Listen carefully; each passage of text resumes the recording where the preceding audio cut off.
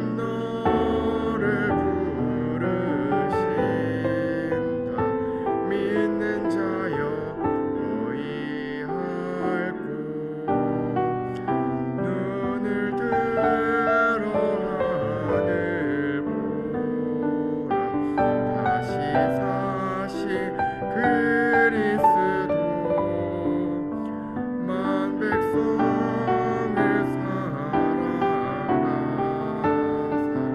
오래 참고 기다리셔. 인내하신 우리 구주 의의 심판하시는 날 곧 가까이 임하는데 믿는 자여 어이할꼬.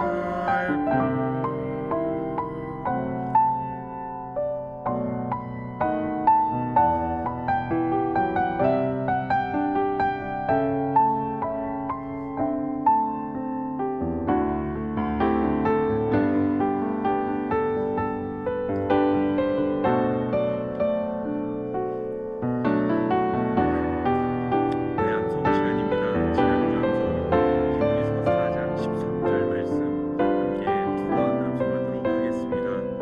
지으신 것이 하나라도 그 앞에 나타나지 않음이 없고 오직 만물이 우리를 상관하시는 자의 눈앞에 벌거벗은 것 같이 드러나느니라. 히브리서 4장 13절 말씀. 지으신 것이 하나라도 그 앞에 나타나지 않음이 없고 오직 만물이 우리를 상관하시는 자의 눈앞에 벌거벗은 것처럼 드러나느니라. 히브리서 4장 13절 말씀. 네, 이번 주 암송은 히브리서 9장 27절로 28절 말씀입니다. 함께 세 번 암송하도록 하겠습니다. 한 번 죽는 것은 사람에게 정하신 것이요 그 후에는 심판이 있으리니 이와 같이 그리스도도 많은 사람의 죄를 담당하시려고 단번에 구주가 되셨고 구원에 이르게 하기 위하여 죄와 상관없이 자기를 바라는 자들에게 두 번째 나타나시리라. 히브리서 9장 27절로 28절 말씀. 한 번 죽는 것은 사람에게 정하신 것이요 그 후에는 심판이 있으리니 이와 같이 그리스도도 많은 사람의 죄를 담당하시려고 단번에 들이신 바 되셨고 구원에 이르게 하기 위하여 자기와 상관없이 자기를 바라는 자들에게 두 번째 나타나시리라. 히브리서 9장 27절로 28절 말씀. 한 번 죽는 것은 사람에게 정하신 것이요 그 후에는 심판이 있으리니 이와 같이 그리스도도 많은 사람의 죄를 담당하시려고 단번에 들이신 바 되셨고 구원에 이르게 하기 위하여 죄와 상관없이 자기를 바라는 자들에게 두 번째 나타나시리라. 히브리서 9장 27절로 28절 말씀. 네, 다음 주 말씀은 로마서 2장 6절로 8절 말씀입니다. 소식지를 참고하셔서 한번 읽도록 하겠습니다. 하나님께서 각 사람에게 그 행한 대로 보응하시되 참고 선을 행하여 영광과 존귀와 썩지 아니함을 구하는 자에게는 영생으로 하시고 오직 당을 지어 진리를 쫓지 아니하고 불의를 쫓는 자에게는 노와 분으로 하시리라. 로마서 2장 6절로 8절 말씀. 네, 말씀에 방해받지 않도록 휴대폰 잠시 꺼주시면 네, 감사하겠습니다. 오늘 말씀은 담임 목사님께서 전해주시겠습니다. 말씀에 앞서 본교회 찬양대 찬양이 있겠습니다.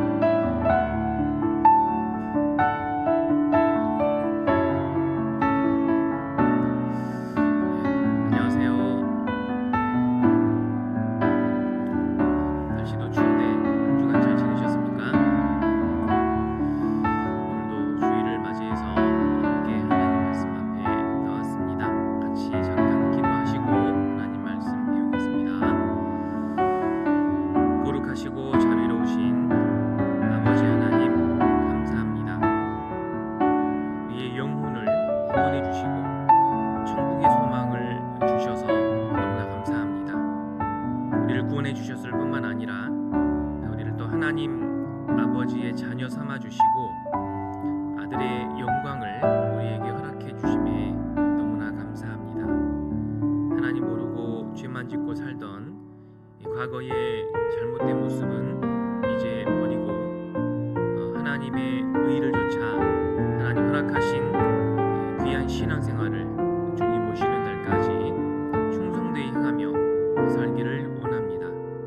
우리에게 베푸신 은혜를 보답하며 우리를 사랑하시는 크신 사랑에 응답하며 살기를 원합니다. 우리의 남은 삶을 통해 이제 하나님의 뜻을 이루는 삶을 살게 해주시기를 하나님 원합니다. 우리 주변에 아직도 이뤄져 있는 많은 영혼들, 그들을 하나님 앞에 인도해서 함께 구원받고 함께 천국 갈 수 있기를 간절히 구합니다. 하나님 말씀을 전하며 또 그 주님의 뜻대로 살아가는데 저희들 연약하고 부족함이 많은 줄 압니다. 하나님께서 계속 말씀으로 가르쳐 주시고 또 우리에게 필요한 힘과 능력과 지혜를 베푸셔서 우리 모든 삶이 하나님 뜻대로 살아가는데 부족함이 없게 해주시고 주님을 섬기며 복음을 전하는데 어려움 없도록 하나님께서 함께 해주시옵소서. 오늘 주일을 맞이해서 주님의 죽으심과 부활하심을 마음에 기념하며 하나님 말씀 앞에 머리를 숙였습니다. 하나님의 말씀을 우리 심령에 베풀어 주셔서 우리의 마음이, 생각이, 우리의 삶이 주님 뜻대로 변화될 수 있게 해주시고 주님 보시기에 합당한 모습으로 살아갈 수 있도록 주님께서 이 시간 가르쳐 주시길 원합니다. 오늘 함께 해야 하지만 여러 가지 사정으로 함께 하지 못하신 분 어디 있든지 하나님 은혜로 지켜주시고 함께 할 수 있도록 하나님 그 발걸음도 인도해 주시고 도와주시옵소서. 하나님 허락하신 2024년 이제 얼마 남지 않았습니다. 한 해의 마무리를 주님과 함께 잘 할 수 있게 도와주시고 또 주님께서 허락하시는 귀한 시간을 헛되이 보내지 않도록 하나님 함께 해주시길 원합니다. 말씀의 시간도 주 성령께서 주관하셔서 오직 하나님의 말씀만 전해지게 해주시고 듣는 모든 분들에게 합당한 은혜와 교훈이 될 수 있도록 인도해 주시옵소서. 우리를 참으로 사랑하시는 예수님 이름으로 기도드립니다. 아멘. 성경 찾아보겠습니다. 성경 사도행전 16장 같이 찾겠습니다. 사도행전 16장 31절입니다.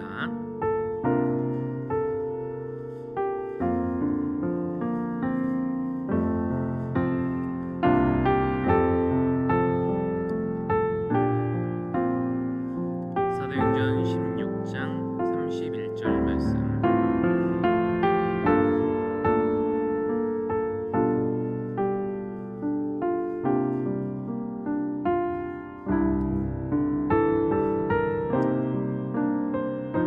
찾으셨으면 같이 읽겠습니다. 가로되 주 예수를 믿으라 그리하면 너와 네 집이 구원을 얻으리라 하고. 준비 안 되신 분이 있는 것 같아서 다시 한번 같이 읽겠습니다. 가로되 주 예수를 믿으라 그리하면 너와 네 집이 구원을 얻으리라 하고.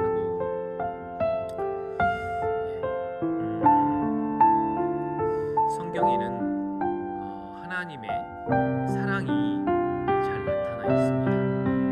하나님을 그동안 모르고 살았는데 우리가 성경을 통해서 하나님을 알게 됐잖아요.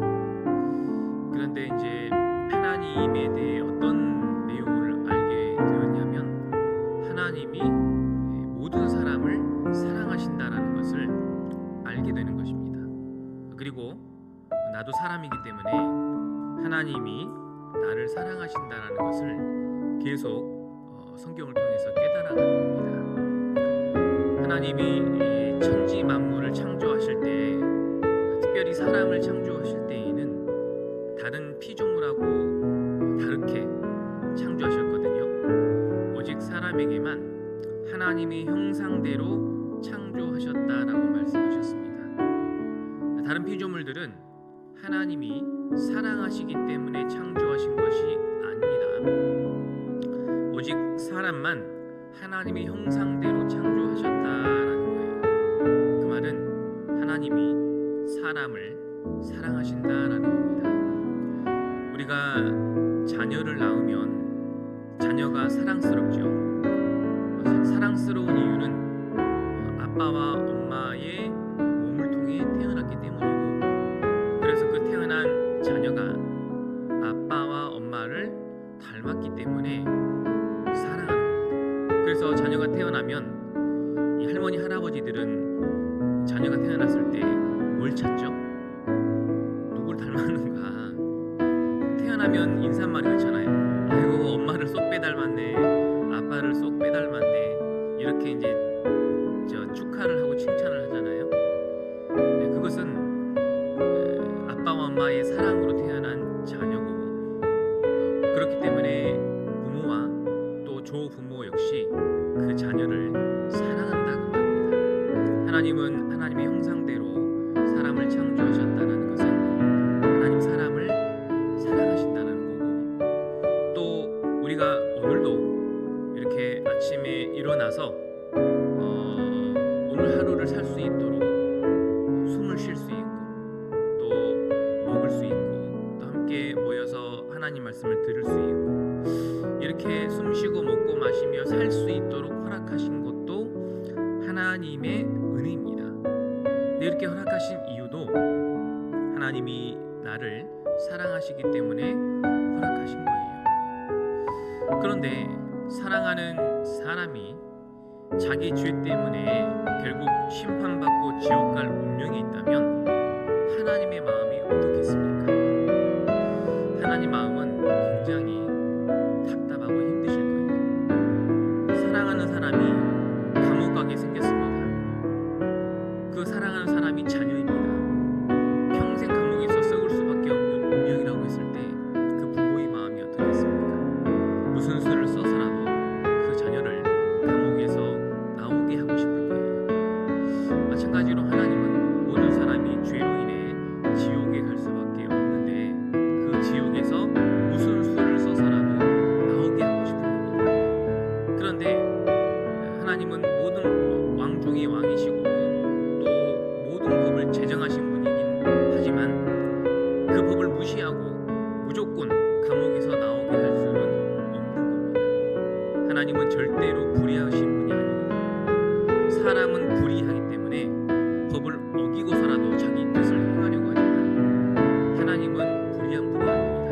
그래서 적법한 범위 내에서 지옥에서 건져주셔야 되는 거거든요. 그래서 나를 너무 사랑하시기 때문에 그 지옥 갈 수밖에 없는 죄의 값을 하나님이 대신 갚아주신 겁니다. 내가 갚을 수 없기 때문에 하나님이 예수 그리스도의 십자가 죽음을 통해서 그 피값으로 죄값을 다 갚아주시고 우리를 지옥에서 건져주신 겁니다. 구원해 주신 거죠. 그런데 지옥에서 건져 구원해 주셨을 뿐만 아니라 이제 지옥에서 건짐받은 사람은 어디를 갑니까? 어디 갑니까? 당당하게 이야기해 보세요. 네, 천국에 갑니다. 왜 소심하게 죄음종이 이야기했습니까? 네, 그래서 지옥에서 건져 구원받은 사람은 천국에 가게 된 겁니다. 여러분, 천국은 영생 복락을 누릴 수 있는 곳입니다. 하나님의 영원하신 집이요, 하나님의 영광과 하나님의 빛이 찬란한 곳, 그곳이 천국인데 이 천국을 갈 수 있게 된 겁니다. 그것이 바로 하나님의 큰 사랑이 우리를 향하고 있다라는 겁니다. 그래서 우리는 하나님의 그 크신 사랑을 잘 알고 사셔야 됩니다. 오늘 하루 그냥 태어났으니까 그냥 의례껏 오늘도 내가 잘 일어났으니까 내 뜻대로 내 마음대로 그냥 아무 생각 없이 사는 것이 아니라 오늘 하루를 허락하신 것이 하나님의 은혜라는 걸 아셔야 됩니다. 허락하신 이유는 나를 사랑하시기 때문에 허락하신 거예요. 내가 구원받고 신앙생활을 계속 잘 해나갈 수 있는 것도 결국 하나님의 은혜고, 이 은혜를 베푸신 것도 하나님이 나를 사랑하시기 때문입니다. 그래서 우리는 하나님의 크신 사랑을 지금 받고 있는 거예요. 그렇다면 이렇게 큰 사랑을 받고 있다면 우리는 어떤 반응이 나와야 됩니까? 우리도 하나님을 사랑해야 됩니다. 여러분 생각해 보십시오. 과연 나는 하나님을 얼마만큼 사랑하고 있을까? 여러분, 하나님을 사랑한다라고 말로만 하고 있지 않습니까?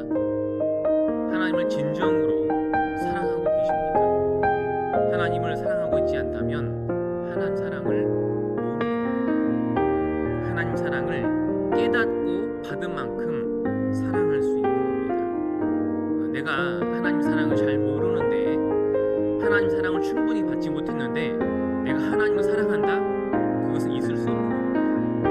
왜냐하면 사랑이라는 것은 사람한테 원래 없는 거예요. 하나님이 사랑의 근원입니다.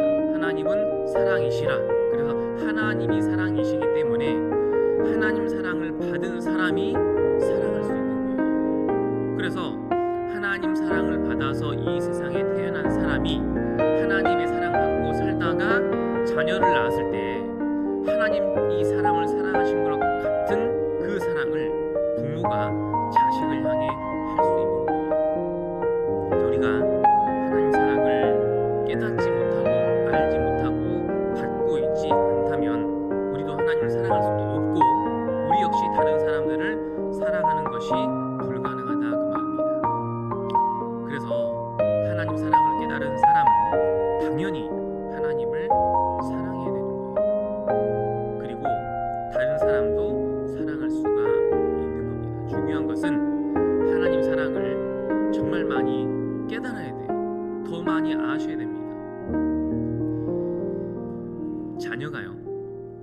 자녀가 부모를 사랑할까요? 어떻게 생각하십니까? 지금 내 자녀들이 하는 모습을 보면 과연 나를, 부모를 사랑하는 모습일까요? 어떻게 생각하세요? 자녀들이 정말 부모를 사랑할까? 부모가 자녀를 사랑하는 만큼 자녀들이 부모를 사랑할까요? 비교해보면 아마 부모의 사랑 발톱에도 못 미칠 거예요. 자녀는 부모를 처음부터 사랑하지 않습니다. 그냥 나에게 잘해주는 사람 정도로만 생각할 거예요. 그런데 자녀가 부모님이 자신을 사랑한다라는 사실을 계속 깨달아가잖아요. 그러면 깨닫는 만큼 자녀도 부모를 사랑할 겁니다. 점점 사랑하게 될 거예요. 그게 사랑이 이루어지는 거거든요. 그러니까 부모의 사랑을 깨달아야 부모를 사랑할 수 있는 거예요. 그리고 부모를 사랑할 줄 아는 사람이 다른 사람도 사랑할 수 있다라는 거 아니겠습니까? 그래서요, 자녀를 사랑해야 됩니다. 그래야 자녀가 부모를 사랑하는 거예요. 또 자녀에게 부부가 서로 사랑하는 모습을 보여줘야죠. 그 사랑을 보고 깨달아야 자녀도 서로 사랑할 수 있는 거예요. 사랑은 주고 받는 겁니다. 하나님의 사랑을 받았기 때문에 서로 사랑할 수 있고 하나님을 사랑할 수 있는 거예요.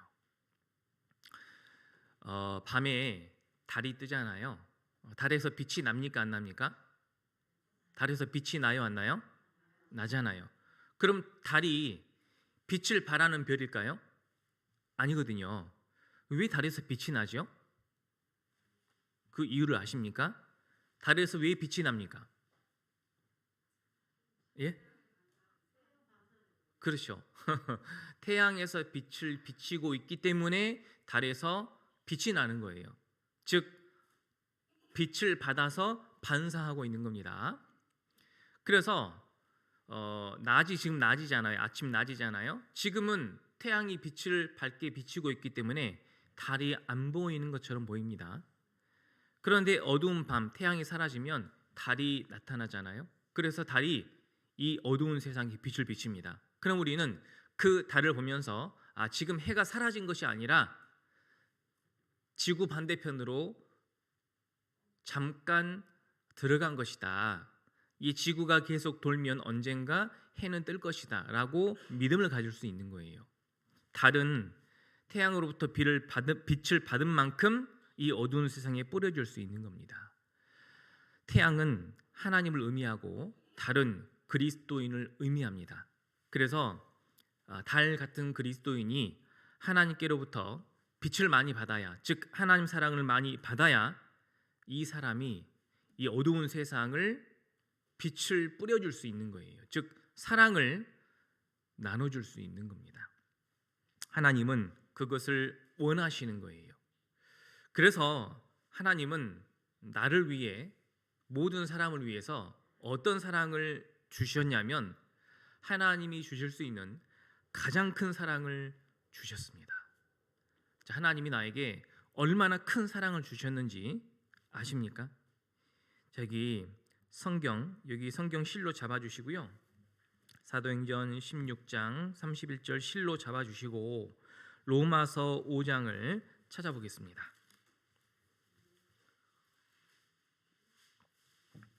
로마서 5장 6절입니다.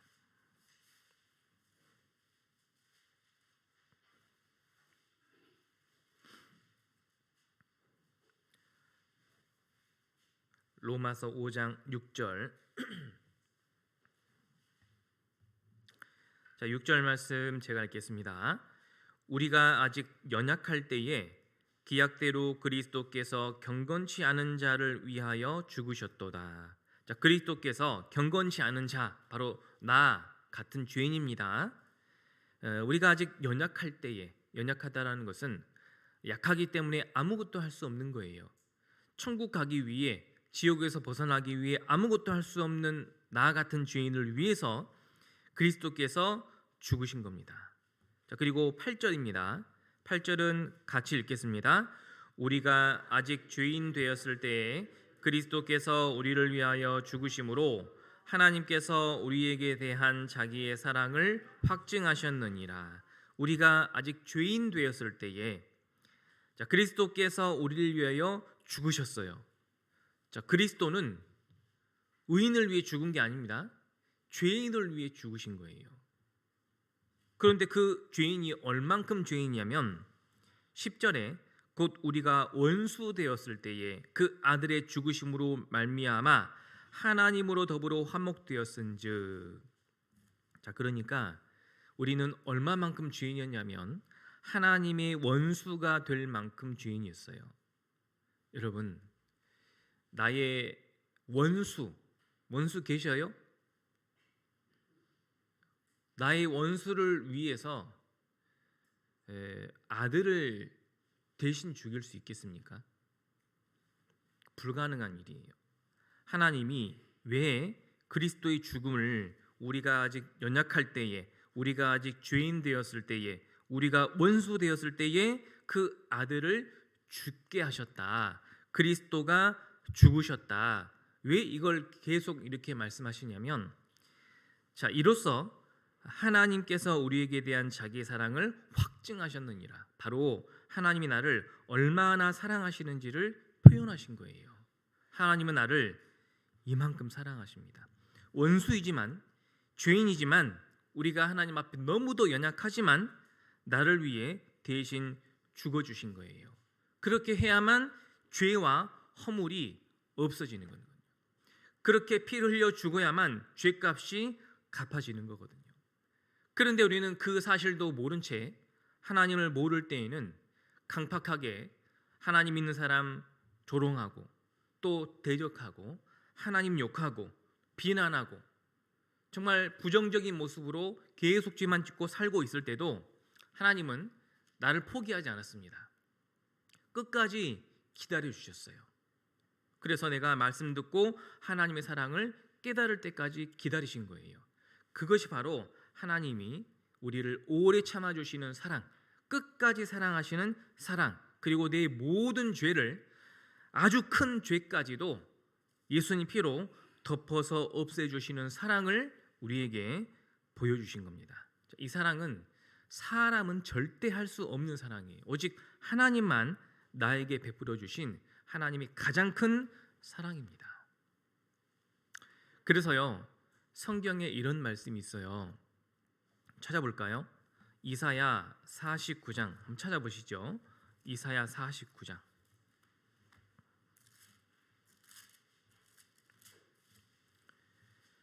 구약 성경 1028페이지 이사야 49장 15절입니다.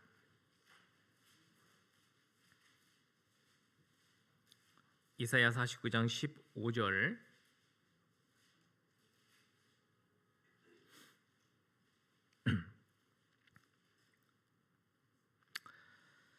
자, 제가 읽어드리겠습니다. 여인이 어찌 그 젖먹는 자식을 잊겠으며 자기 태에서 난 아들을 긍휼히 여기지 않겠느냐. 그들은 혹시 잊을지라도 나는 너를 잊지 아니할 것이라. 자, 여인이 어찌 그 젖먹는 자식을 잊겠습니까? 잊을 수 없습니다. 자기 태에서 난 아들을 긍휼히 여기지 않겠습니까? 당연한 거예요. 그런데 잊을 수도 있습니다. 그게 사람이에요. 사람은 이렇게 악해질 수 있는 겁니다. 자기 태에서 난 자식을 잊어버릴 수 있는 거예요.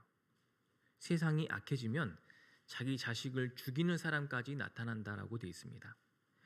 그런데 사람은 자식까지도 버릴 수 있습니다. 그만큼 죄악된 거예요. 그런데 나는 너를 잊지 아니할 것이라. 하나님은 절대로 나를 잊지 않고 버리지도 않는다 그 말이에요. 그래서 사도 바울이요, 내가 죄인 중에 괴순이라 이 말을 했거든요. 죄인 중에 내가 가장 큰 죄인이다 그 말입니다. 여러분, 그게 뭘 뜻하는 건지 아세요? 내가 세상 사람 죄인들 다 모아놓고 보니까 내가 그 사람 중에 죄를 가장 많이 지은 사람이다, 그런 뜻입니까? 아니에요. 지금 사람하고 비교하는 게 아니에요. 하나님의 사랑을 깨닫고 보니까 하나님의 사랑이 너무 커서 나 같은 죄인 중의 괴수를 구원해 주셨다 그 말은 하나님이 나를 너무나 큰 사랑으로 사랑해 주셨다라는 것을 표현하는 겁니다. 나는 다른 사람보다 죄 많이 안 지었으니까 괜찮아, 다른 사람보다 나아, 이렇게 생각하시면 이건 하나님 보실 때 죄인이 아니고 스스로 의인이라고 생각하는 거예요. 그렇기 때문에 하나님 사랑을 못 깨닫는 겁니다. 그런데 다른 사람 비교할 것 없이 하나님 앞에서 나는 너무나 더러운 죄인이다, 이걸 깨달았을 때 하나님은 그 죄인을 위에서 대신 그리스도를 죽게 하셔서 나를 구원해 주셨기 때문에 이처럼 더러운 죄인을 구원해 주신 그 크신 사랑을 깨닫고 구원을 받는 거예요. 결국 하나님이 나를 너무나 크게 사랑하신다라는 걸 깨닫게 됩니다. 그래서 요한복음 3장 16절에 이 말씀을 하시는 거예요. 다 아시죠? 하나님이 세상을 이처럼 사랑하사 독생자를 주셨으니, 독생자를 내어주신 거예요. 성경에 독생자라고 되어 있습니다. 하나님이 세상, 즉 나를 이처럼 사랑해서 독생자를 내어주셨는데, 독생자는 하나밖에 없는 아들이에요. 여러분, 부모에게 하나밖에 없는 아들이 얼마나 큰 존재인지 아십니까? 자, 하나밖에 없어. 자녀가 하나도 없다가 간신히 하나 태어나는데 아들이에요. 더 이상 자녀가 안 나와. 하나밖에 없는 아들이에요. 독생자는 부모에게는 자기 자신들보다 더 큰 존재예요. 그렇지 않습니까? 독생자는 자신보다 더 큰 존재예요. 그런데 나를 위해 자신보다 더 큰 존재를 내어주셨다라는 것은 그 사랑이 얼마나 큰 사랑인지를 보여주신 겁니다. 하나님의 독생자 예수 그리스도를 죽음으로 내어주신 거예요. 나를 그만큼 사랑하신 겁니다. 쉽게 말하면 하나님 자신보다 더 큰 것을 희생해서 나를 구원해 주신 거예요. 우리는 너무 큰 사랑을 받은 겁니다. 하나님 입장에서는 가장 큰 희생을 치르신 거예요. 그런데 왜 나를 구하려고 그렇게 값비싼 대가를 치르셨을까요? 가장 큰 희생을 치를 만큼 내가 대단한 사람입니까? 아니에요. 대단해서 그런 게 아니라 나를 그만큼 사랑하시기 때문이에요. 그리고 그렇게 해야만 내가 지옥에서 건짐받을 수 있거든요. 독생자 예수 그리스도가 죽지 않으면 내가 절대로 지옥에서 못 나옵니다. 여러분, 죄가 그만큼 치명적이고 무서운 거예요. 내 죄가 그만큼 끔찍한 겁니다. 독생자 예수 그리스도가 죽어야만 내가 그 죄값을 안 갚고 대신 갚아주셨기 때문에 지옥에서 나올 수 있는 거예요. 여러분, 이 방법 외에는 내가 지옥에서 나올 수 있는 방법이 없어요. 그런데 놀랍게도 예수님 대신 죽어주셔서 내가 지옥에서 나올 수 있게 구원을 받은 겁니다. 여러분, 그래서 구원을 받았다 그 말은요, 하나님의 가장 큰 사랑을 받은 겁니다.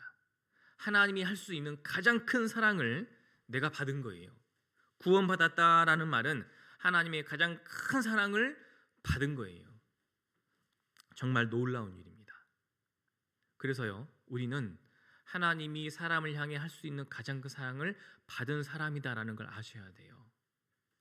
하나님 나를 그만큼 사랑하십니다. 그래서 이처럼 사랑하사, 그 말이 이처럼이 얼마나 크다라는 것을 아셔야 돼요.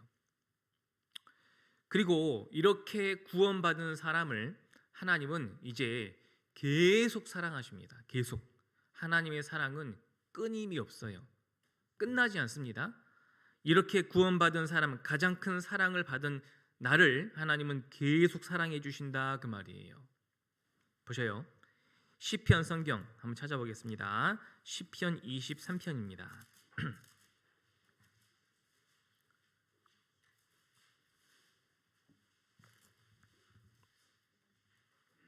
시편 23편 1절입니다.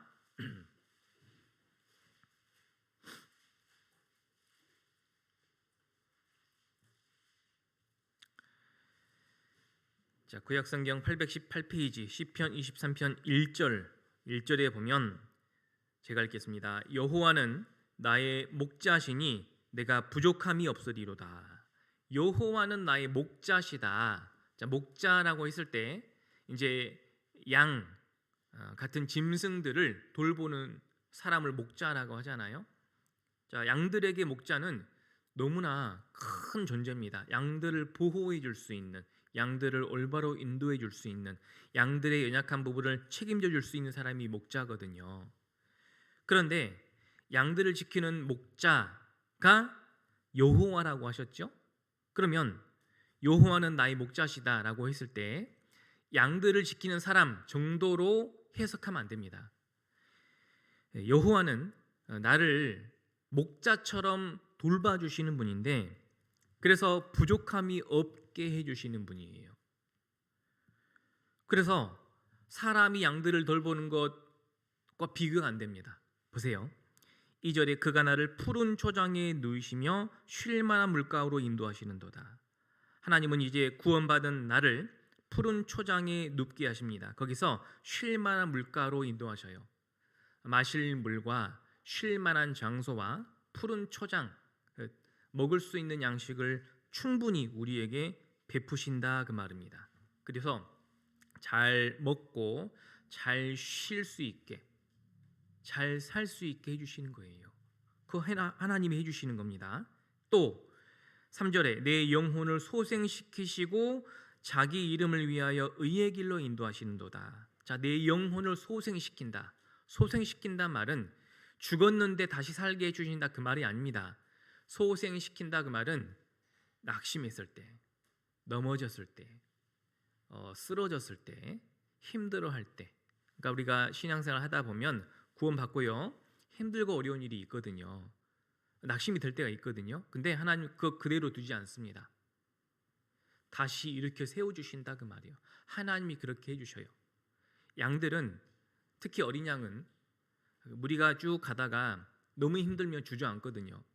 그 목자가 챙겨줘야 돼요. 그렇지 않으면 거기 그 자리에서 주저앉아서 짐승이 밥이 될 겁니다. 하나님은 우리가 주저앉았을 때 다시 일으켜 세워주십니다. 그래서 의의 길로 인도하신다. 계속 의의 길, 옳은 길을 갈 수 있도록 하나님께서 우리를 인도해 주십니다. 그 일을 지금 해주고 계신 거예요. 내가 제일 좋은 길로 갈 수 있도록 인도해 주시는 거예요. 그래서 하나님은 나를 그렇게 해주고 계셔요. 아십니까? 그리고요, 그 길은 사탄 마귀가 그 양을 잡아먹기 위해서 많은 위험이 도사리고 있을 수도 있습니다. 그래서 4절에 보면 내가 사망의 음침한 골짜기로 다닐지라도 해를 두려워하지 않을 것은 주께서 나와 함께 하심이라. 주의 지팡이와 막대기가 나를 안위하시나이다. 사망의 음침한 골짜기가 있을 수도 있어요. 사탄 마귀가 도사리고 있기 때문에. 그런데 그 사망의 음침한 골짜기로 다니지만 내가 두려워하지 않을 수 있게 하나님이 나와 함께 해주십니다. 주의 지팡이와 막대기가 우리를 지키고 보호해 주시고 있는 거예요. 여러분, 그걸 아셔야 됩니다. 세상은 갈수록 악해지고 정말 하루 동안에 무슨 일이 날는지 우리가 알 수 없는 시대에 살고 있습니다. 지금 전 세계의 국제 정세도 심상치 않고 우리나라는 물론 심상치 않고 어수선한 분위기 가운데 지금 우리나라만 그런 게 아니에요. 유럽 같은 나라도 문제가 많고요. 미국도 어수선한 건 마찬가지입니다. 전 세계가 심상치 않아요. 그런데 전 세계가 심상치 않으니까 우리는 무섭고 두려움에 떨면서 삽니까? 아닙니다. 하나님이 두려워하지 않도록 주의 지팡이와 막대기로 우리를 안위, 편안하게 살 수 있도록 해주시는 거예요. 그걸 하나님이 해주고 계신 겁니다. 그러니까 우리나라에 무슨 일이 생겨도 두려워하지 마세요. 안위해 주시는 하나님입니다. 또요, 5절에 주께서 내 원수의 목전에서 내게 상을 베푸시고 기름으로 내 머리에 바르셨으니 내 잔이 넘치나이다. 원수의 목전에서 상을 베푸신다. 이 상은 승리의 잔치상입니다. 즉 원수에게 지도록 패하도록 그냥 두지 않는다 그 말이에요. 우리가 영적 전쟁 중인데 이 전쟁을 이길 수 있도록 해주신다. 승리의 상을 베푸셔서 그 상에 베풀어 주신 잔 있잖아요. 이 축복의 잔을 넘치도록 채워주신다 그 말이에요. 그러니까 우리가 신앙생활 하면서 사탄 마귀는 우리를 계속 공격하거든요. 신앙생활을 못하게 하려고, 하나님 사랑을 못 깨닫게 하려고 계속 방해하거든요. 근데 그 적과 싸워야 됩니다. 싸워서 이겨야 되거든요. 근데 하나님이 결국은 상을 베푸시게 도와주십니다. 이길 수 있도록 해주신다 그 말이에요. 결국은 내 잔이 넘치게 해주시는 거예요. 우리가 잔이라는 것은 승리의 기쁨을 맛보면서 함께 건배하면서 들이키는 축복을 말하는 거예요. 그 축복된 삶을 풍성히 베풀어 주신다. 넘치도록. 그게 하나님의 사랑이에요. 그리고 6절에 나의 평생에 선하심과 인자하심이 정녕 나를 따르리니 내가 여호와의 집에 영원히 거하리로다. 자, 이 선하심과 인자하심이 항상 나를 따라다니셔서 내가 영원히 여호와의 집에 거하면서 부족함이 없는 삶을 살게 하신다 그 말입니다. 그것이 바로 하나님의 크신 사랑입니다. 여러분, 부족한 거 있으세요? 부족합니까? 뭐가 부족하십니까? 돈이 부족하십니까? 먹을 것과 입을 것 집에 있으세요, 없으세요? 그럼 족하다고 생각하시면 됩니다. 먹을 거 있잖아요. 입을 거 있잖아요. 그러면 족한 거예요. 누구는 뭐 땅도 있고 아파트도 있고 뭐 사업도 잘 되고 돈도 잘 벌고 왜 그 사람과 나를 비교하십니까? 여호와는 나의 목자시니 내가 부족함 없게 해주시는 분이 하나님이시거든요. 하나님이 인도하심 따라 살면 되는 거예요. 그러면 의인은, 즉 그리스도인은 절대로 망하지 않습니다. 하나님이요, 나를 구원해 주셨습니다. 가장 큰 사랑을 주셨어요. 그 가장 큰 사랑을 주신 하나님이 나를 세상에서 실패하게, 빌어먹게, 성공하지 못하게 놔두시겠습니까? 하나님은 그렇게 안 하셔요. 여호와는 나의 목자시니 내가 부족함이 없으리로다. 그래서 나의 평생에 하나님이 나를 돌봐주신다는 거예요. 왜? 사랑하시니까요. 그걸 아셔야 돼요. 나는 뭣도 없고 그래서 하나님 왜 나는 이렇게 살아야 됩니까? 자꾸 하나님을 향해서 그렇게 말씀하지 마세요. 마치 우리 자녀들이 다른 친구들은 해외여행도 마음대로 가고 뭣도 있고 뭣도 있고 뭣도 있는데 왜 우리 집은 뭣도 없고 뭣도 없고 나는 해외여행도 마음대로 못 가고 뭣도 못하고 이렇게 말하는 것처럼, 그러면 그동안 부모가 자녀를 위해 아무것도 안 했다는 말입니까? 비교하니까 그런 거잖아요. 세상에 형통하는 사람들을 향해서 마음에 울분을 품을 필요가 없어요. 억울해할 필요가 없습니다. 하나님은 지금까지 구원받은 이후에 여기까지 나를 위해 모든 것을 채워주시고 챙겨주신 거예요. 앞으로도 내가 내일 먹을 거 없습니까? 내가 내일 먹을 쌀이 없습니까? 제가 지금까지 구원받고 교회 안에 살면서 내일 먹을 쌀이 거의 없다라고 간증하신 분을 딱 한 분 만나봤어요. 진짜 먹을 쌀이 없어서 이 쌀독을 긁을 정도로 돼봤다라는 분을 딱 한 분 만나봤습니다. 근데 그분이 굶어 죽었을까요? 어떻게 됐을까요? 잘 먹고 잘 살고 계셔요. 이상하지 않습니까? 쌀이 없다는 것은 여러분 쌀 살 돈이 없다는 거예요. 빌려서 사면 되잖아요. 빌릴 데가 없다라는 거예요. 저 현금 서비스 받으면 안 됩니까? 받을 수 없다라는 거예요. 쌀이 없다는 것은. 여러분 요즘에 쌀통에 쌀이 없다는 게 이해되십니까? 쌀이 없으면 컵라면 드시면 되잖아요. 이해가 안 되는 거잖아요. 그런데 그분이 그 간증을 하신 이유가 뭘까요? 하나님이 채워주셨다는 거예요. 그래서 잘 먹고 잘 사시거든요. 그러니까 하나님은 나에게 가장 큰 사랑을 주셨을 뿐만 아니라 지금도 나를 사랑하고 계시고 앞으로도 영원히 끝까지 나의 평생에 내가 여호와의 집에 영원히 거하도록 나에게 큰 사랑을 지금도 베풀어주고 계십니다. 하나님 나를 진짜 사랑하셔요. 그걸 아셔야 됩니다. 여러분 성경 찾기 테스트 한번 해보겠습니다. 스바냐 성경 3장 찾겠습니다. 빨리 찾아보세요. 스바냐 3장.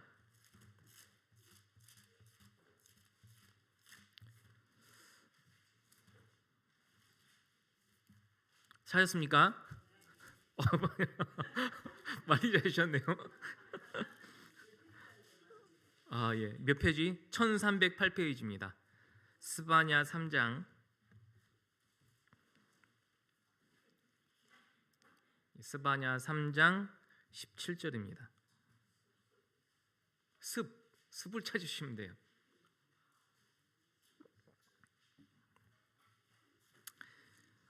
자, 스바냐 3장 17절입니다.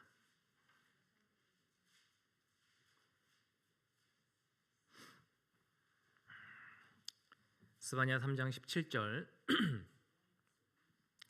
찾으셨으면 이 말씀은 17절입니다.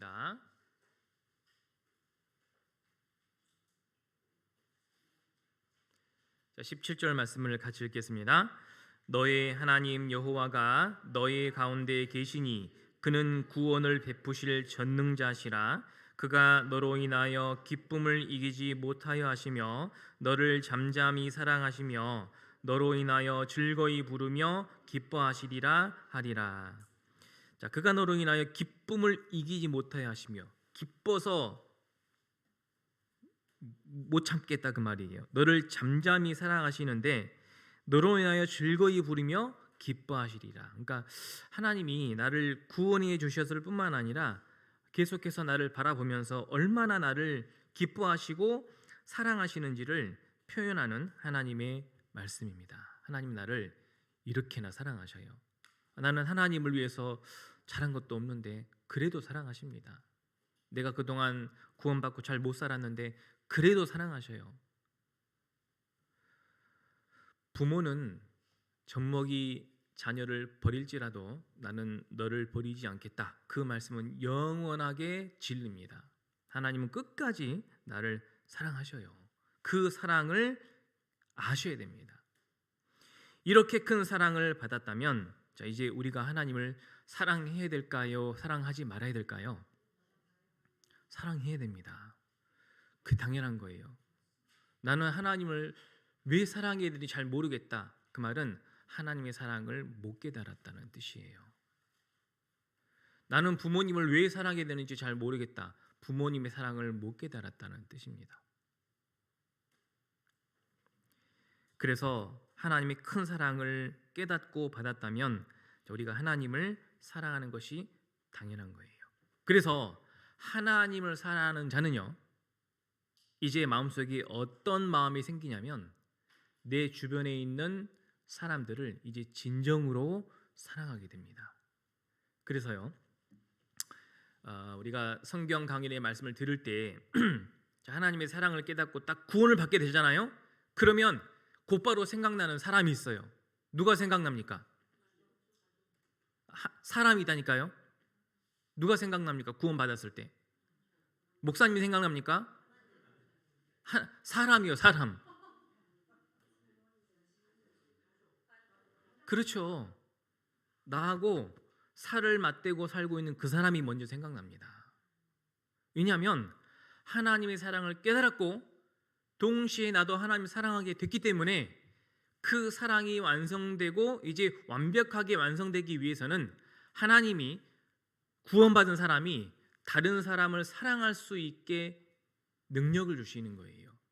그래서 하나님 사랑을 깨달은 사람은 다른 사람을 사랑하게 되는데 그 다른 사람 중에 첫 번째로 생각나는 사람, 내가 가장 가까이에 살고 있는 사람입니다. 그 사람을 사랑하라고 생각나게 하시는 거예요. 그래서 그 사람에게 하나님의 사랑을 전해야겠다라는 마음이 생기는 겁니다. 그게 자연스러운 거예요. 그러니까 부모님이 생각나고 남편이 생각나고 아내가 생각나는 겁니다. 내 가족들이 생각나고 내 자녀가 생각나는 거예요. 내가 이렇게 하나님의 큰 사랑을 깨달았는데 내 부모님은 아직 모르잖아요. 내 남편도 모르고 내 아내도 모르고 내 자녀들도 아직 모르잖아요. 그럼 지옥 간다는 뜻이잖아요. 그런데 지옥 가면 안 된다. 천국 가야 된다. 같이 하나님의 사랑을 알면 나와 같이 천국 갈 수 있다. 그게 바로 다른 사람을 사랑하는 마음이 생기는 겁니다. 하나님의 사랑을 전해야겠다라는 마음이 곧바로 생겨요. 구원받고 신앙생활을 하다가 그런 마음이 생기는 게 아니라 곧바로 생기는 게 맞다니까요. 그게 자연스러운 겁니다. 여러분 보세요. 남자와 여자가 서로 사랑하다가 결국에 결혼을 하게 됐습니다. 자, 결혼이라는 것은 이 두 사람이 한 몸이 되는 거예요. 그래서 한 몸이 되었으니까 이제 가정이라는 안식처가 생겨난 겁니다. 그래서 두 사람이 평안을 누리면서 사는 것, 그걸 결혼 생활이라고 하는 거예요. 그런데 이 두 사람이 결혼을 했는데 한 사람만 구원을 받았고 한 사람 구원 못 받았다. 그럼 어떻게 될까요? 그러면 안식처가 안 됩니다. 왜냐하면 구원받은 사람과 구원 못 받은 사람이 가는 길이 달라요. 세상 사는 가치관이 달라지게 됩니다. 삶의 모습과 생각이 달라지게 돼 있어요. 그래서 결혼을 했지만 한 사람만 구원을 받았다면 더 이상 안식처가 안 되는 거예요. 행복한 가정생활이 될 수가 없는 겁니다. 그래서 구원받은 사람이 구원받지 못한 사람을 전도했을 때 함께 구원을 받게 되잖아요. 그때 비로소 안식처가 회복되는 거예요. 내 가족 중에 아직 구원받지 못한 가족이 있다. 그러면 그 진짜 안식처가 아닙니다. 가는 곳이 다른데 어떻게 같은 마음으로 살 수 있는 겁니까? 진정한 안식처가 되려면 우리 남아있는 가족들을 사랑해야 됩니다. 하나님의 사랑을 그들에게 전해야 돼요. 이 복음을 그들에게 전해야 된다 그 말입니다. 그것이 구원받은 사람이 이제 남아있는 삶을 살면서 해야 할 일이에요. 그 일 말고는 이제 할 일이 없습니다. 그 일 하라고 구원받은 이후에 교회 안에서 신앙생활을 하라고 하신 거예요. 아직 세상에서 할 일이 남으셨습니까? 세상에서 내가 뭔가를 한번 해봐야지. 나 젊은데 세상에서 뭔가 한번 이렇게 뭔가를 이루어 봐야지. 아직도 이 세상에 누리지 못한 것이 많은데 한번 누려봐야지. 여러분 이런 생각 하십니까? 구원 받았다면 그 마음 가지고 사실 거면 그냥 천국 가시는 게 좋아요. 그걸 누리려면 천국에서 누리면 되거든요. 굳이 이 세상에서 고생하면서까지 그걸 누릴 필요가 없습니다. 굳이 고생하면서까지 저 해외여행 가야 됩니까? 천국 가면 모든 게 다 찬란한데. 그렇지 않습니까?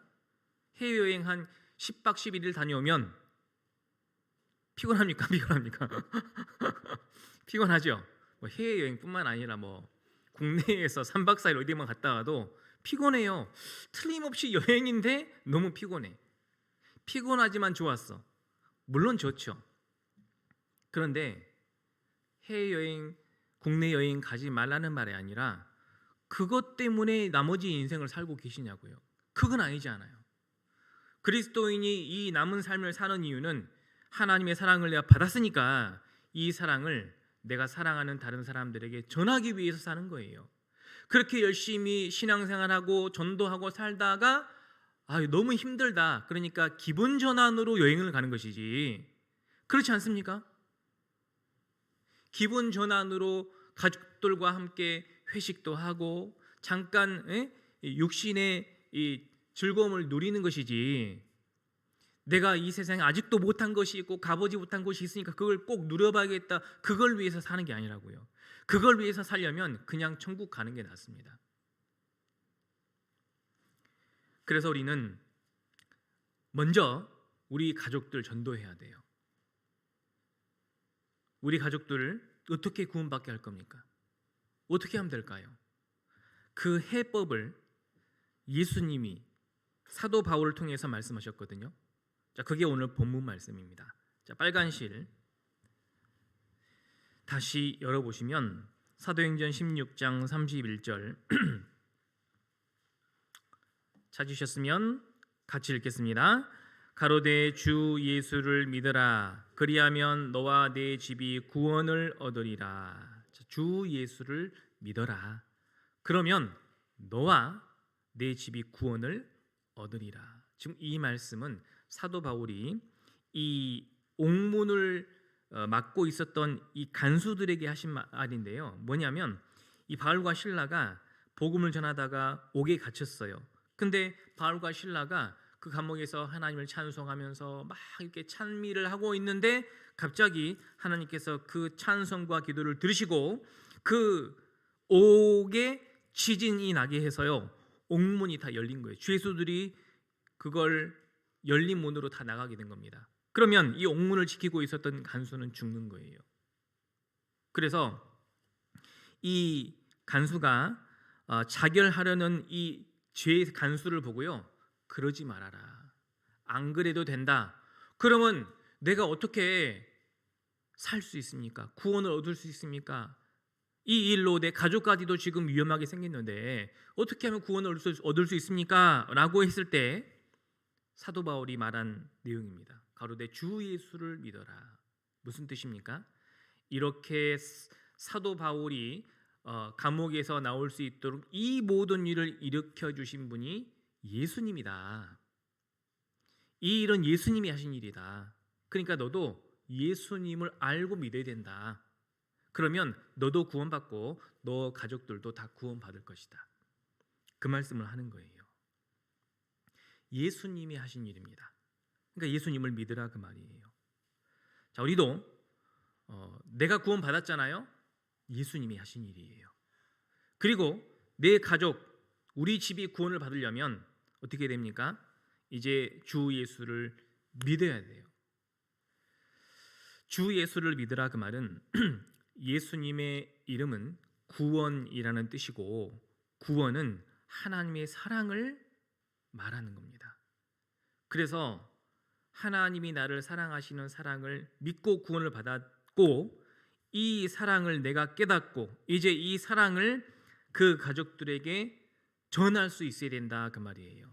그 사랑을 전했을 때 가족들도 구원을 받게 되는 겁니다. 그래서 내가 전도하고 싶은 가족들 있잖아요. 그들을 어떻게 전도하는 것이냐? 자, 그리스도를 통해 하나님 사랑을 받았다면 이제 그들을 사랑해야 됩니다. 지금까지 한 번도 하지 않았던 가족 사랑을 이제 하시면 됩니다. 진짜 사랑하셔야 돼요. 근데 하나님 사랑을 깨닫는 사람은 그 사람을 사랑할 수 있는 마음이 생겼습니다. 사랑할 수 있는 능력도 생겼고 힘도 생긴 거예요. 할 수 있으니까 하라고 하신 거예요. 여기 성경 보세요. 요한일서 잠깐 찾아보시죠. 성경 요한일서 4장입니다. 신약 성경 391페이지 요한일서 4장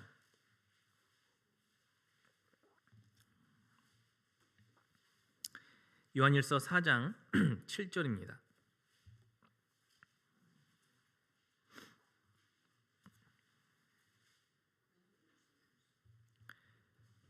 요한일서 4장 7절 8절을 제가 읽어드리겠습니다. 사랑하는 자들아 우리가 서로 사랑하자. 사랑은 하나님께 속한 것이니 사랑하는 자마다 하나님께로서 나서 하나님을 알고 사랑하지 아니하는 자는 하나님을 알지 못하나니 이는 하나님이 사랑이심이라. 하나님은 사랑이시기 때문에 하나님을 알고 하나님의 사랑을 받은 사람이 서로 사랑할 수 있다 그 말입니다. 즉 서로 사랑하는 사람은 하나님께 속한 사람, 서로 사랑을 못하는 사람은 아직 하나님께 속하지 못한 사람이다 그 말이에요. 그래서요 우리가 정말 하나님 큰 사랑을 받고 구원을 받았다면 하나님을 당연히 사랑하는 것이고, 하나님을 사랑하는 사람은 이제 내 주변에 있는 가족들은 물론이고 다른 사람들을 사랑할 수가 있고요.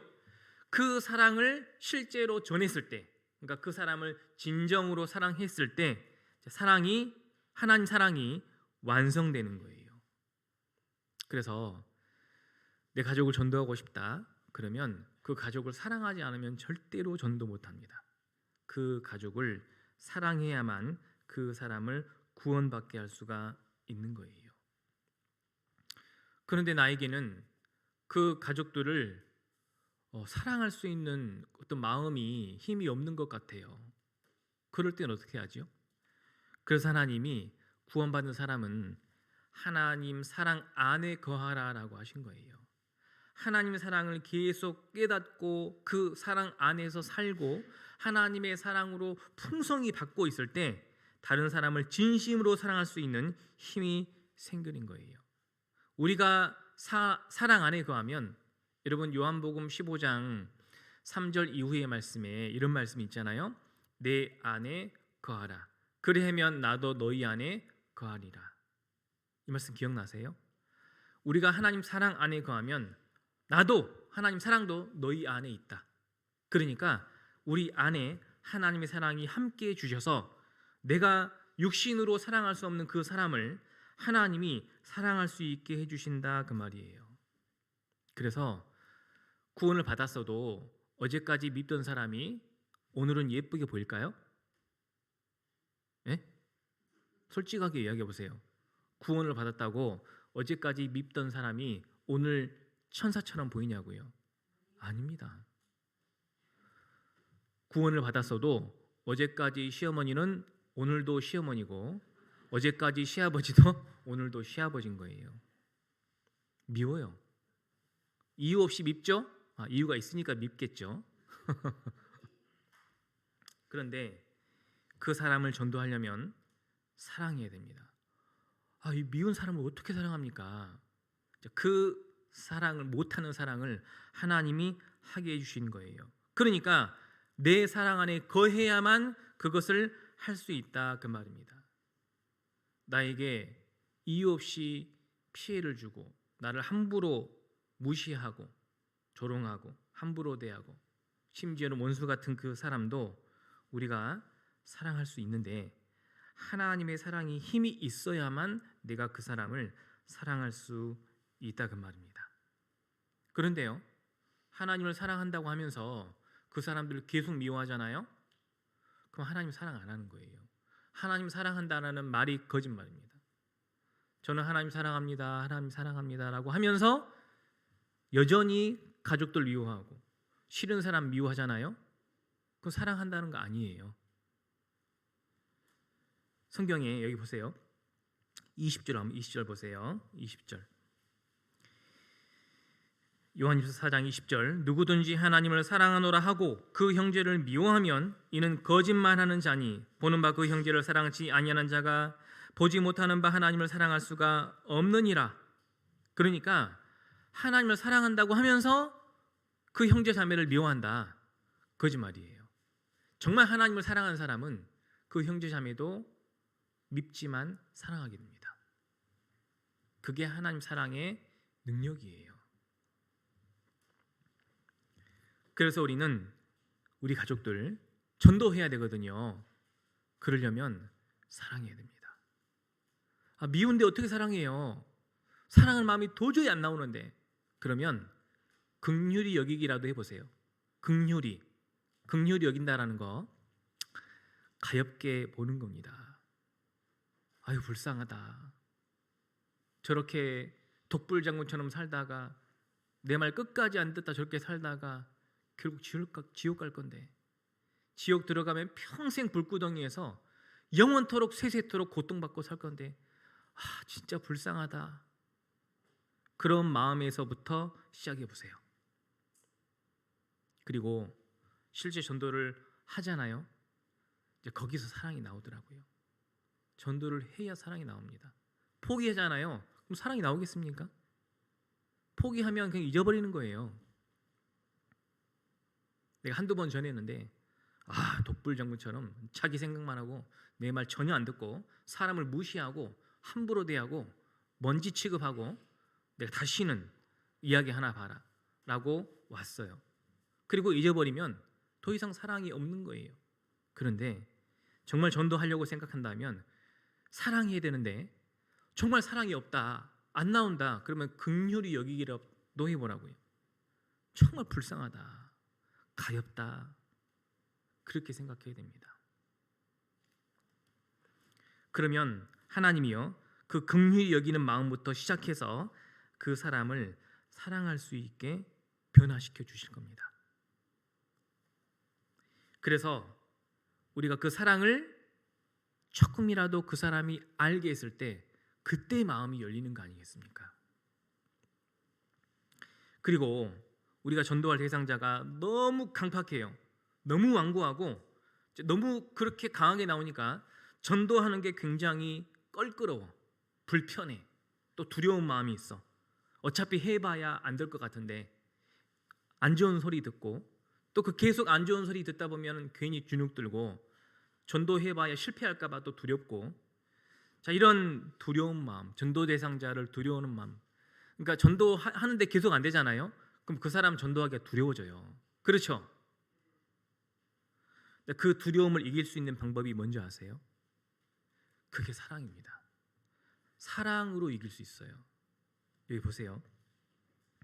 18절입니다. 요한일서 4장 18절 말씀 같이 읽겠습니다. 사랑 안에 두려움이 없고 온전한 사랑이 두려움을 내어쫓나니 됐습니다. 온전한 사랑이 두려움을 내어쫓는 거예요. 그러니까 이 두려움을 극복할 수 있는 방법은 내가 그 사람을 사랑하는 방법밖에 없어요. 아내가 남편을 전도하려고 하는데 남편이 엄청 무서워요. 남편 앞에 가면 끽 소리도 못합니다. 전도를 해야 되는데 어떻게 합니까? 너무 두려운 거죠. 근데 그 두려움을 이길 수 있는 방법은 남편을 진정으로 사랑하는 거예요. 근데 그 사랑은 인간적인 사랑이 아닙니다. 하나님의 사랑으로 그 사람을 사랑하면 남편을 향한 두려움이 사라질 수 있는 겁니다. 여러분, 구원받은 그리스도인이 얼마나 대단한 사람인지 아세요? 여러분, 심판날에 지옥 심판을 받는 그 심판날에 구원받은 사람은 심판 받습니까? 안 받습니까? 받아요? 안 받아요? 안 받아요. 우리는 이제 지옥 심판을 안 받아요. 세상 사람 다 지옥 심판을 자기 죄 때문에 받는데 우리는 그 심판을 받지 않고 천국 갈 수 있는 사람이에요. 여러분 그걸 아시고 당당하게 사셔야 됩니다. 그리고요. 자, 구원을 받지 못했다면 하나님 앞에 나아가는 게 두려울까요? 두렵지 않을까요? 구원을 받지 않았다면 하나님 앞에 나아가는 게 두려운 거예요. 하나님은 거룩하신 분이거든요. 죄가 하나도 없으신 분이고 이 법을 세우신 분이고 법을 집행하시는 분이에요. 우리가 법정 앞에 서면 여러분 떳떳합니까? 경찰이, 검찰이 나의 털털 털면 나올까요, 안 나올까요? 여러분 자신 있습니까? 자신 없어요. 그런데요, 우리는 그 법정에서 이미 설 필요가 없는 사람들이라니까요. 법정에 설 필요가 하나도 없어요. 왜? 예수님이 모든 죄를 다 처리하셨거든요. 근데 구원받기 전에는 하나님 앞에 나아가는 게 두렵습니다. 그런데요, 성경이 구원받은 사람들에게 뭐라고 말씀하셨냐면 이제 하나님 앞에 당당히 나아가게 됐다라고 말씀하십니다. 여러분 맞습니까? 틀립니까? 하나님 앞에 당당히 나아갈 수 있으세요? 왜 대답이 작으셔요? 당당하지 않습니까? 지금 하나님 앞에 나아갔다 큰일 날 것 같습니까? 아니에요. 자, 예수님이 십자가에서 피 흘리셔가지고 내 모든 죄를 영원히 처리해 주신 거 맞나요? 그럼 하나님 앞에 당당히 나아가시는 거예요. 예수님이 다 해줬거든요. 내가 잘해서 당당한 게 아니에요. 예수님이 다 해주셨기 때문에 우리는 당당히 나아가는 거예요. 하나님 반갑습니다. 하나님은 포옹해도 되는 거예요. 만나서. 이렇게 하나님 앞에 당당히 나아갈 수 있는 그리스도인이 왜 남편 앞에서 작아져야 됩니까? 왜 두렵게 살아야 됩니까? 두려워하지 마시라고요. 그 남편을 사랑하면 이 두려움을 극복하고 전도할 수 있습니다. 그래서 가족을 전도하기 위해서는 반드시 이 사랑이 전제가 되어 있어야 되고요. 그리고 하나님을 사랑하기 때문에 그 사람은 어떤 식으로 변화하게 되냐면 하나님을 경외하는 삶을 살게 됩니다. 하나님을 경외하는 삶을 살게 되는 거예요. 그래서 삶이 변해요. 그리고 세상 사람들은 그 모습을 보는 겁니다.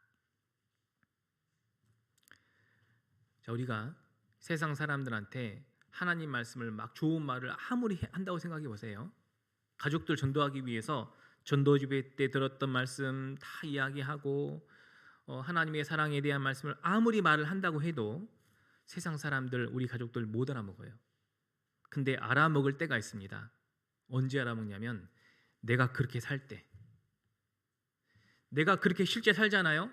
그럼 그때 알아먹어요. 아, 그 말이 맞다. 말로 전도하는 게 아니에요. 하나님의 사랑이 나를 통해 나타나야 됩니다. 그게 전도예요. 보세요. 베드로전서 3장. 베드로전서 3장.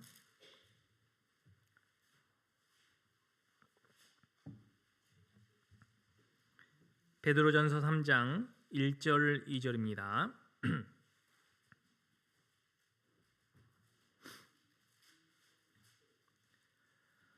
베드로전서 3장 1절 2절.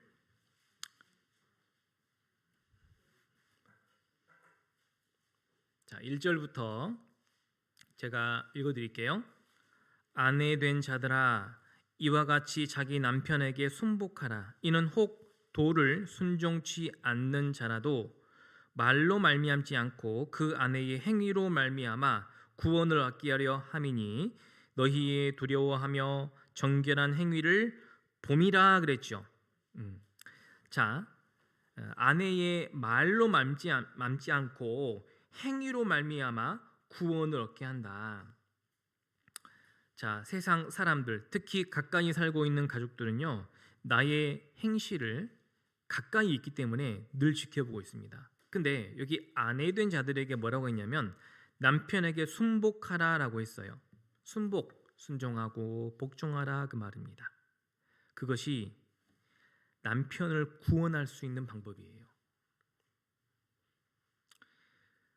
여기 지금 아내된 자들에게 말씀하셨는데 아내된 자들뿐만 아니라 내가 가족들을 전도하고자 한다면 그 가족에게 내가 혹시 남편입니까? 남편으로서의 도리를 다 해야 되고 내가 아내입니까? 아내로서의 도리를 다 해야 하고 내가 부모입니까? 부모로서의 도리를 다 해야 하고 내가 자식입니까? 자녀로서의 도리를 다 해야 되는 거예요. 그게 그 사람을 구원받게 하는 방법입니다. 왜? 그 사람들은 우리가 아무리 좋은 말을 많이 해도 그 말을 못 믿어요. 그런데 우리가 하는 말이 우리의 행동으로 삶의 모습으로 진짜 나타나잖아요. 그러면 그때서야 마음이 열리게 됩니다. 아내는 남편에게 순복해야 돼요. 순종하고 복종해야 됩니다. 자, 이런 강연을 제가 세상 어떤 세미나 강연에 가서 젊은 사람들을 모아놓고 여러분 아내는요 남편에게 순종하고 복종해야 됩니다 라고 했다가는 다 나가버리겠죠. 여러분 시대가 그렇게 된 거예요. 그래야 전도가 되는데 그 말 했다가는 사회적으로 매장당하는 시대가 돼버린 겁니다. 아내는 남편에게 순종하고 복종해야 돼요. 그게 아내의 도리입니다. 성경이 정하고 있잖아요. 성경은 하나님의 말씀이고 진리입니다. 아내가 남편에게 순종하고 복종할 때 가장 행복한 거예요.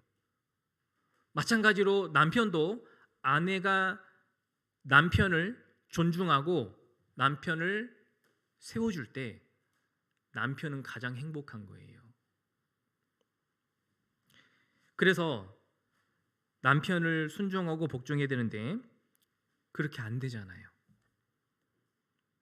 한바탕 하실 수 있잖아요. 그죠? 그럼 어떻게 하면 그걸 할 수 있느냐? 남편을 사랑하면 됩니다. 남편은요, 아내가 자신을 전도할 때 자기한테 하는 말만 듣는 게 아니에요. 어떻게 하는지를 보는 겁니다. 여기 아내의 두려워하며 정결한 행위를 봄이라라고 되어 있죠. 정말 말과 행실이 일치하는지 그걸 본다 그 말이에요. 말은 잘해. 교회 갔다 와서 말은 그럴듯하게 구원을 꼭 받아야 된다라고 말도 잘하고 구원 안 받으면 큰일 난다, 지옥 간다 말은 잘하는데 아내의 행위가 남편을 은근히 무시하고 남편을 은근히 밟으려고 하고 멀리 하려고 하고 뭔가 아내의 애틋함이 느껴지지 않게 하고 그런 식으로 하면 남편이요 구원 못 받아요. 그런데 말을 잘 했어.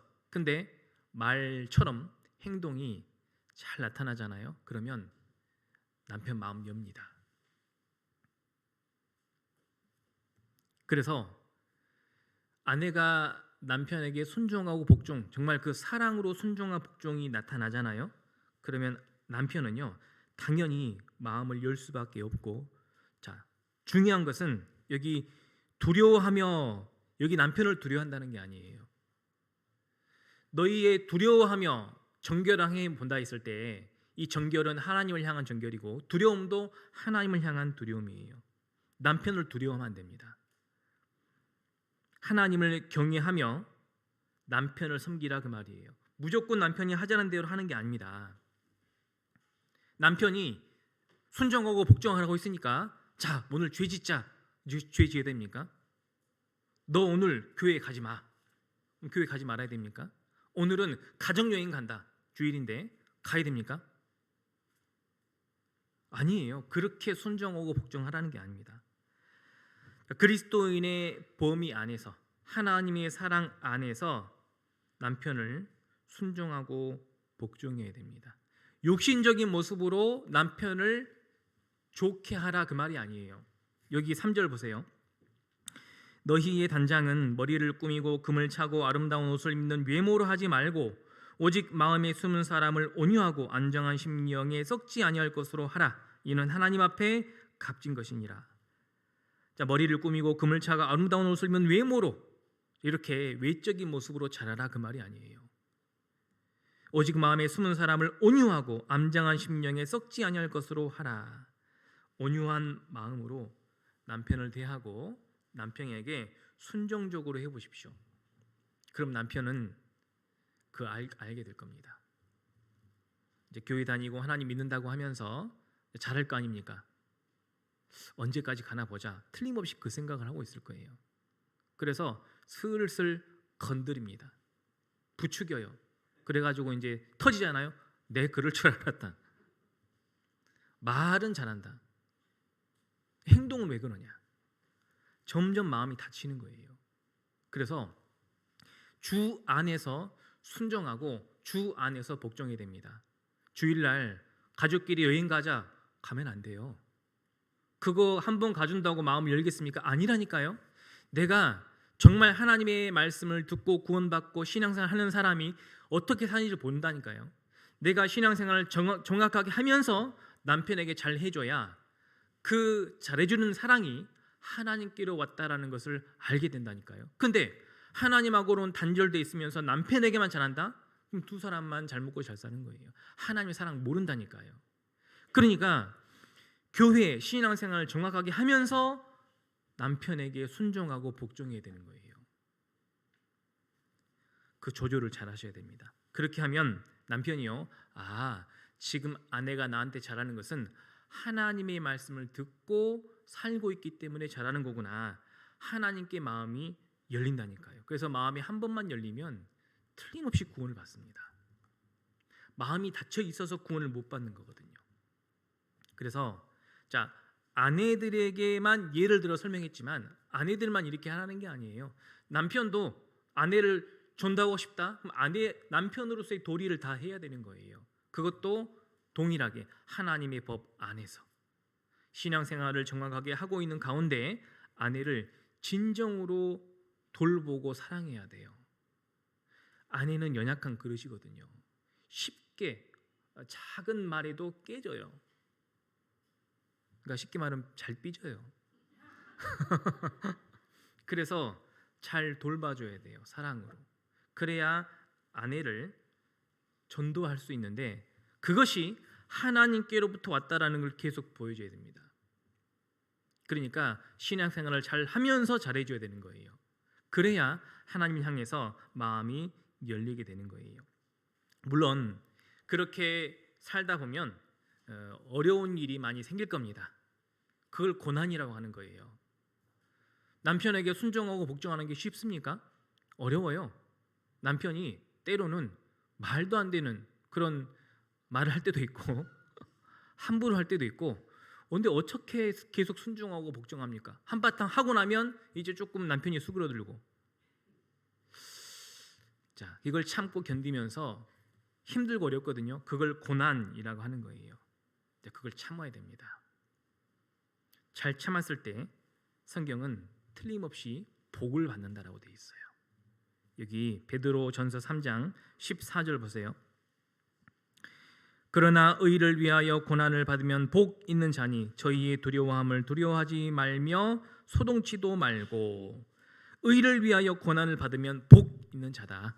그러니까 가족들한테 진정으로 사랑으로 잘 해주다 보면은 가족들이 나를 이용해 먹기도 하고 막 함부로 하기도 하고 괜찮습니다. 그 참고 해보셔요. 계속 사랑을 해보십시오. 그러면 그 가족들이 언젠가는 그 마음이 열려서 구원을 받는 그 축복이 틀림없이 오게 될 겁니다. 하나님 사랑이 나를 변화하고 있다라는 것을 계속 보여줘야 됩니다. 그러면 언젠가는 그들은 그 이유를 물어볼 겁니다. 너 왜 이렇게까지 하느냐? 내가 너한테 함부로 하고 못되게 굴고 했는데 너 왜 이렇게까지 나에게 전도하려고 하느냐? 그 이유를 물어볼 겁니다. 그때 이야기하면 돼요. 하나님의 사랑을 깨달았기 때문이다. 당신도 하나님의 사랑을 꼭 깨달아야 된다. 그 물어보는 순간 마음이 열린 거예요. 우리에게 소망에 관한 이유를 틀림없이 물어본다 그 말입니다. 여기 15절 보세요. 너희 마음에 그리스도를 주로 삼아 거룩하게 하고 너희 속에 있는 소망에 관한 이유를 묻는 자에게는 대답할 것을 항상 예비하되 온유와 두려움으로 하고. 소망에 관한 이유를 물어볼 때가 있다 그 말입니다. 틀림없이 있습니다. 내가 그들을 사랑하기를 멈췄기 때문에, 그들을 사랑하기를 이제 더 이상 계속하고 있지 않기 때문에 그들도 우리에게 물어보지 않는 거예요. 그래요, 그러면 그렇지. 계속해야 됩니다. 그래서 우리는 하나님을 사랑하고 또 온유한 심령으로 우리 주변에 있는 가족들, 그들을 전도하고 싶다면 그들을 끝까지 사랑하는 가운데 그들에게 나의 도리를 다하는 거죠. 그러면 언젠가 가족들이 마음을 열고 우리에게 손을 내밀게 될 겁니다. 붙잡아 달라고.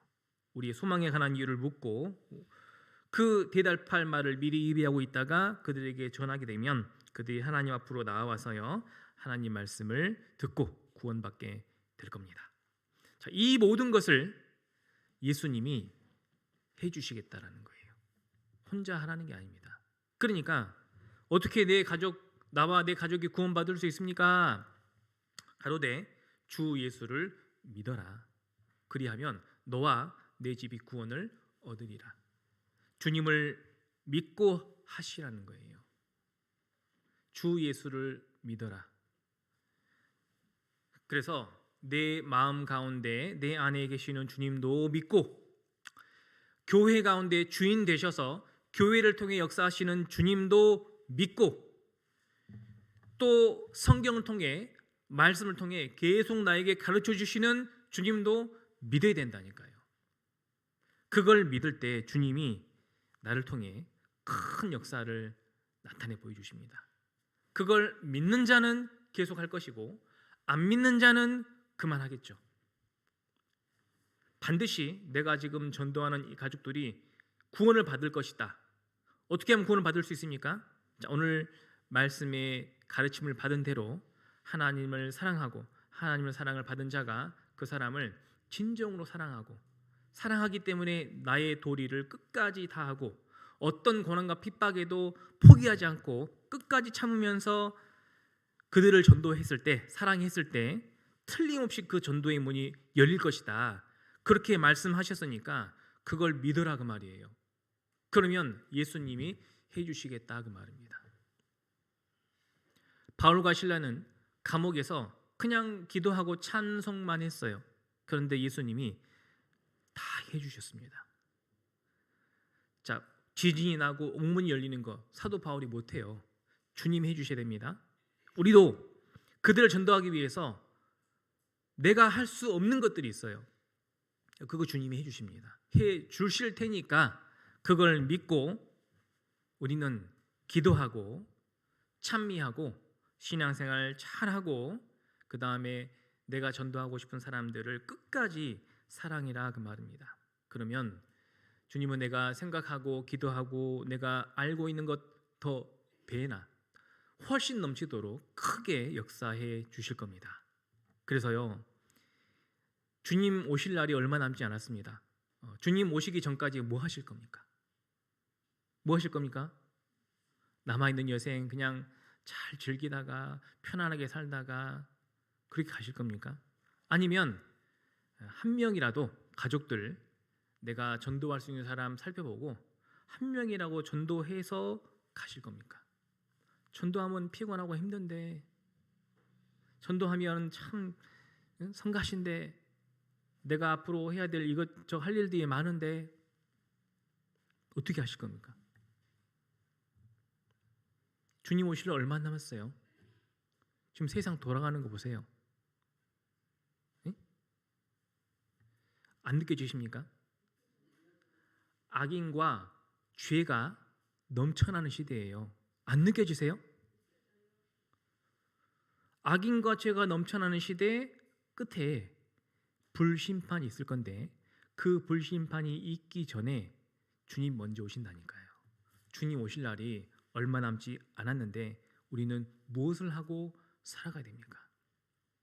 전도해야 됩니다. 그래서 이제부터 주님 오실 때까지 일단 많은 사람 생각하지 마시고 한 명 전도하십시오. 몇 명이요? 한 명. 한 명 해가지고 되겠습니까? 그런 생각하지 마세요. 제 작년을 포함해서 기존 한 몇 년간 내가 몇 명 전도했는지 생각해 보세요. 전도해가지고 여기 남아있는 사람 몇 명인지 생각해 보세요. 한 명 있습니까? 없잖아요. 한 명 해보세요. 지금부터 주님 오실 때까지 한 명 해보십시오. 몇 명이요? 하실 수 있을까요? 못할까요? 예? 열심히 자, 한 명 전도합시다. 한번 우리 교회니까 할 수 있는 한번 외쳐볼게요. 한 명 전도하자. 이렇게 스스로 외쳐보세요. 왜 한 명을 전도 못하십니까? 여러분, 한 명 전도해야 하나님이 이 교회당을 주신 목적이 이루어지는 거예요. 한 명 정도 안 하실래요? 하셔야겠죠? 그러려면 우리가 하나님 사랑 안에 푹 담궈져 있어야 돼요. 교회와 함께 하셔야 됩니다. 여러분, 교회에 오는 시간이 너무 적어요. 제가 봤을 때 그렇지 않습니까? 교회 오셨다가 집에 가는 시간도 너무 빨라요. 제가 볼 때는 이 교회당 새로 생기면은 여기서 지지고 볶고 하신다고 하셨잖아요. 그런데 왜 교제 끝나자마자 다 집에 가시고, 왜 교제에 있을 때 말고는 교회 안 오셔요? 오셔가지고 지지고 볶고 하셔야 된다니까. 응? 다 준비됐어요. 그러니까 하나님 사랑 안에 거하셔야 돼요. 그래야 내가 그들을 사랑할 수 있어요. 내가 오늘 당장 가서 그들을 사랑해야겠다, 잘 안 되실걸요. 그런데 하나님의 사랑을 풍성히 받는 사람은요, 이제 할 수 있습니다. 한 명 전도하시는 거예요. 그걸 목표로 주님 오실 때까지 남은 인생 사셨으면 좋겠습니다. 저도 남은 인생 무엇을 위해 살아야 될까? 전도하는 것 말고는 내가 뭘 이루어야 할 게 있습니까? 전도해서 데려오신 분들 어찌됐든 말씀을 전해서 결국 구원받게 하는 일 말고 제가 할 일이 뭐가 있습니까? 교회당 더 크게 건축하는 거? 그런 거 안 해도 돼요. 구원만 잘 받으면. 그러니까 전도를 위해서 남은 인생 사셔야 됩니다. 그것이 바로 하나님의 사랑에 반응하는 거예요. 하나님의 사랑을 저는 그게 바로 서로 사랑하는 겁니다. 그것을 위해서 우리 남은 인생 살아가는 삶이 되셨으면 좋겠습니다. 기도하겠습니다.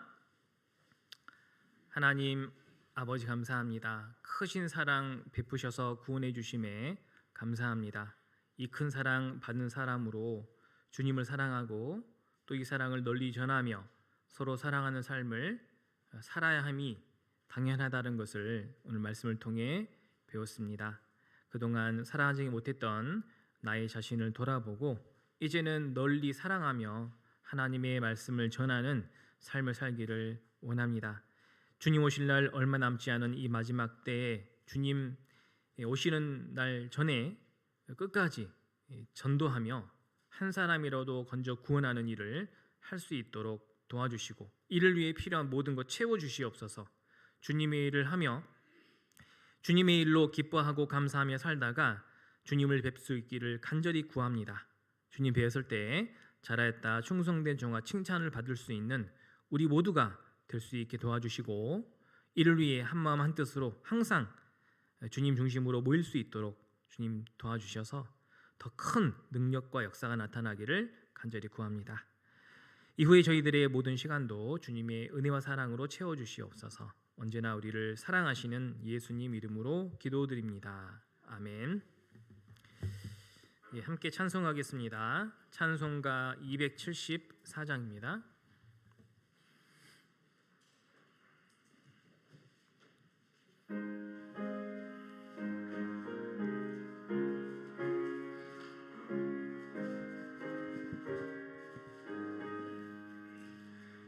주 예수 넓은 사랑 그 크신 은혜를 나 힘써 전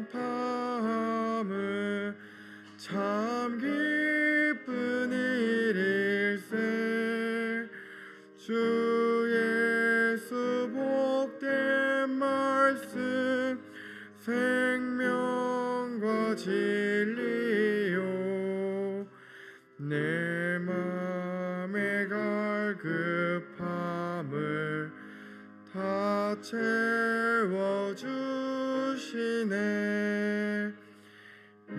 예부터 전한 말씀 주 예수 크신 사랑 나 항상 전파하기 참 좋아도다. 이 말씀 전할 때 내 맘이 기쁘고 그 말씀 전할수록 새 기쁨 넘치네. 구원의 복된 말씀 못 들은 사람이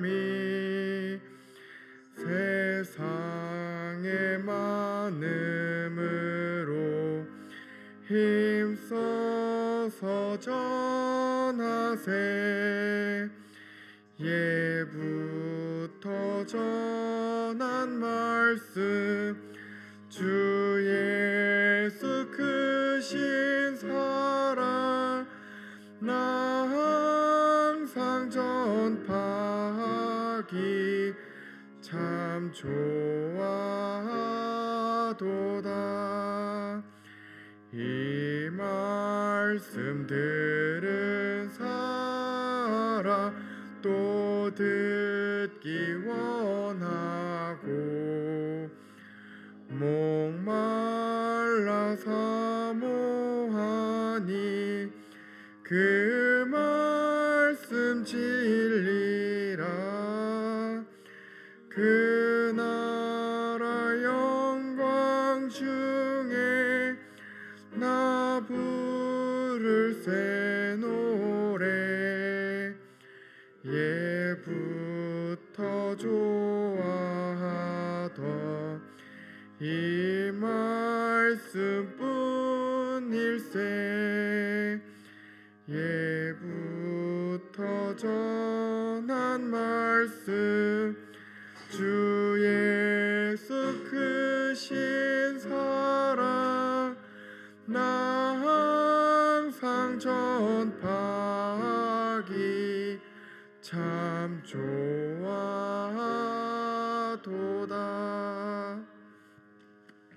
선생님 광고 있으시겠습니다.